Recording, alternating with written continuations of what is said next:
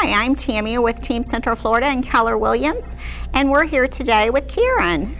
Hi, I'm Karen Johnson with Waterstone Mortgage. Karen, we're going into 2020, and I just want to make sure that our buyers are prepared for purchasing a house. So can you tell us the steps that they need to take to be better prepared in this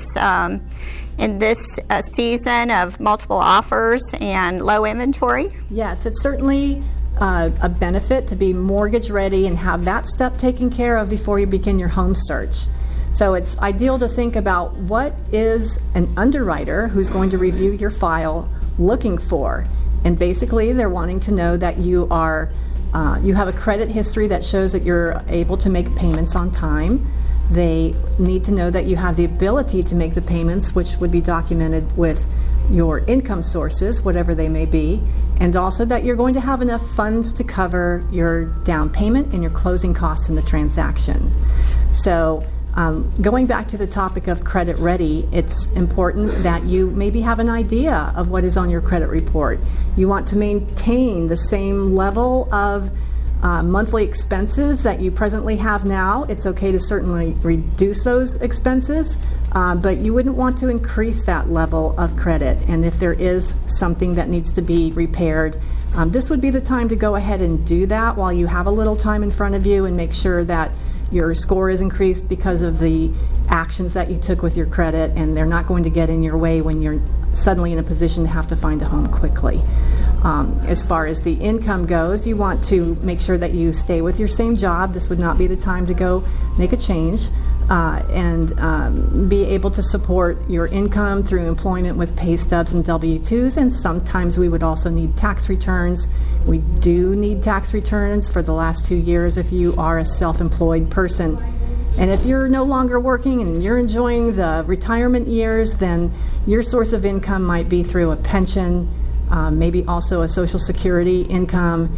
Those types of income would also have to be documented, and that usually does also involve your tax returns and then getting a Social Security awards letter and documentation to support your pension pay.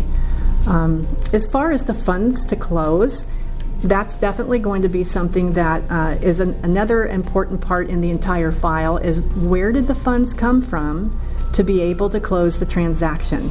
Are these funds that you earn through your source of pay, or more than one pay, whatever the source may be? If that's evident in the bank statement for your deposits, that's a real easy way to work with the bank statement. But if you have additional deposits that are made into the bank statement that are difficult to explain, such as cash, or money that you borrowed, or you got a cash advance through a credit card, that's going to create difficulties.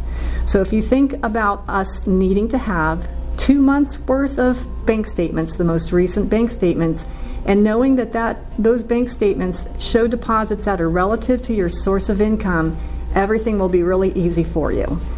If there's anything outside of that and you need to discuss that, I can certainly talk with you as well. But these are the three components that primarily make up the features of a file. As far as the ability to pay, that is going to be based on not exceeding a certain ratio. So whatever the ideal payment or proposed payment is for a home and the price range that you're seeking, plus any existing monthly obligations appearing on your credit report, they can't exceed a certain percentage. And that certain percentage can be different with a couple of different programs, but typically it's running 45% and sometimes up to 50%. And at times with an FHA even up to 56%. So those are some of the ideal tools that you want to have in hand and be thinking of working on now. And you can certainly call me if you need assistance with having your credit pulled.